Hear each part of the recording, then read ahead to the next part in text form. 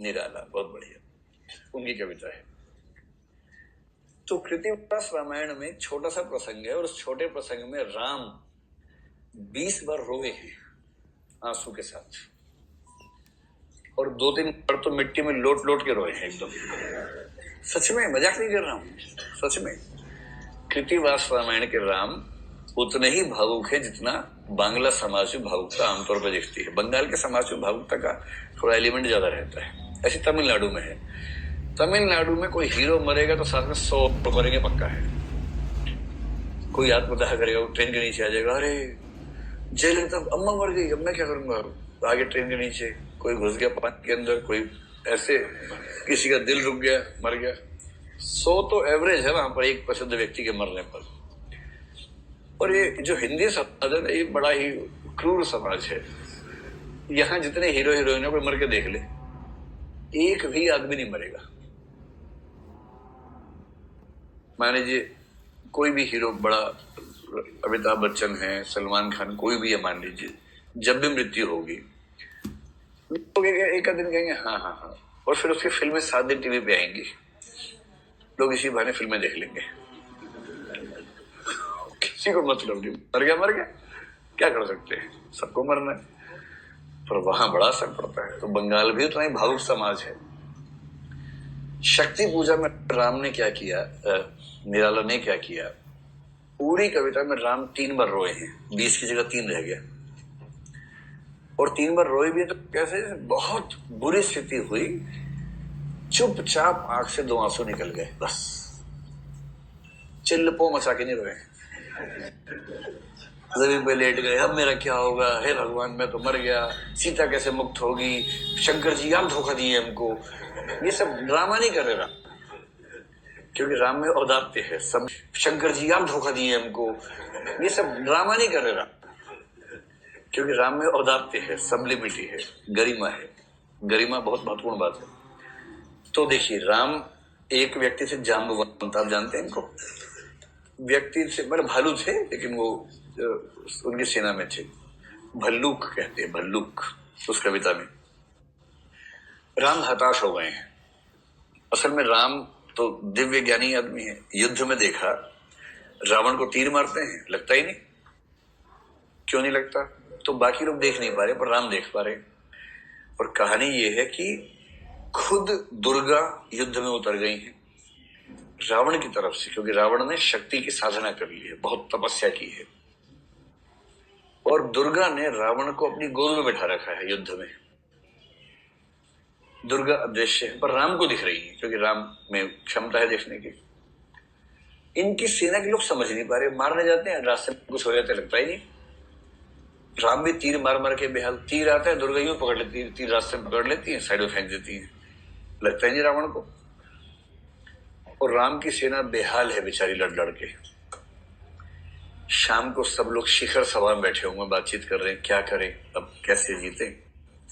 अच्छा, बाकी को पता तो है नहीं, वो सब मोटिवेट करने में लगे हैं, राम सब कुछ हो सकता है, राम कोशिश करो। ये मोटिवेशन गुरु आमतौर पर ऐसी बातें करते हैं, उनको पता नहीं होता मूल समस्या क्या है, हवाई बात करते रहते हैं, ऐसा करो वैसा करो, तो ऐसी बात कर रहे हैं सब लोग। तो जाम्बवंत उसमें कह रहे हैं, राम ने कह दिया कि देखो मित्रवर, विजय होगी न समर, यह नहीं रहा नर वानर का राक्षस से रण, उतरी है महाशक्ति पा रावण से आमंत्रण, अन्याय जिधर है उधर शक्ति, कहते छल छल। मतलब उन्होंने कह दिया कि शक्ति उस पक्ष में चलेगी जहां अन्याय है, और ये कहते ही उनकी आंखों से 2 बूंद आंसू ढुलक गए। भाई, व्यक्ति कितना भी महान हो, बहुत दुख के क्षण में 2 बूंद आंसू तो रोएगा ही ना भाई। और 2 बूंद आंसू रोने से व्यक्ति और ज्यादा व्यक्ति हो जाता है या खराब हो जाता है, और अच्छा व्यक्ति हो जाता है। 2 बूंद आंसू रोना कौन सी बुरी बात है।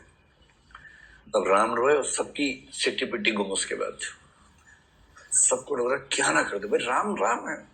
लक्ष्मण का मन कर रहा कि धरती को आग लगा दो। हनुमान परेशान है, हनुमान नीचे उनके पैर नीचे हाथ रख के बैठे हैं ऐसे, आंसू गिरे, 2-3 मिनट के बाद हाथ पे आ गए उनके, राम के पैरों पे आ गए। हनुमान ने देखा, हनुमान जी को थोड़ा देर में समझ में आता है, तो पहले उनको लगा शायद मोती हैं, पता नहीं क्या है, फिर उनको डाउट हुआ आंसू, फिर देखा ऊपर राम की आंखें गीली हैं। हनुमान तो 16 साल के प्रेमी की तरह है, तूफान आ जाता है। जो 16 साल का प्रेमी होता है ना, उसकी प्रेमिका आंसू रोते है, उसका मन करता है बस आज दुनिया का अंत होना ही है, आज तो दुनिया का इतिहास आज ही खत्म होकर रहेगा। चाहे बोल दे बस तू नाम बता, बस तू कौन है। बोलती मेरे पापा हैं।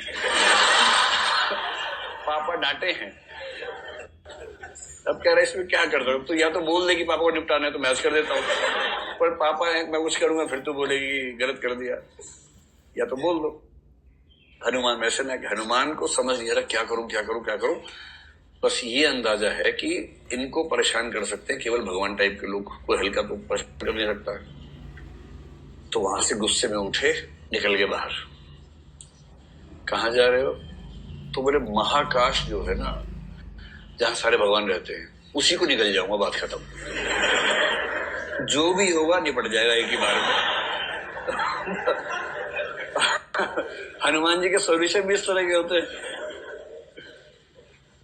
कि मक्खी बहुत परेशान करे, क्या करे, परमाणु बम फेंको इस पर, खत्म करो जो भी होगा। उस मूड से निकल गए हैं।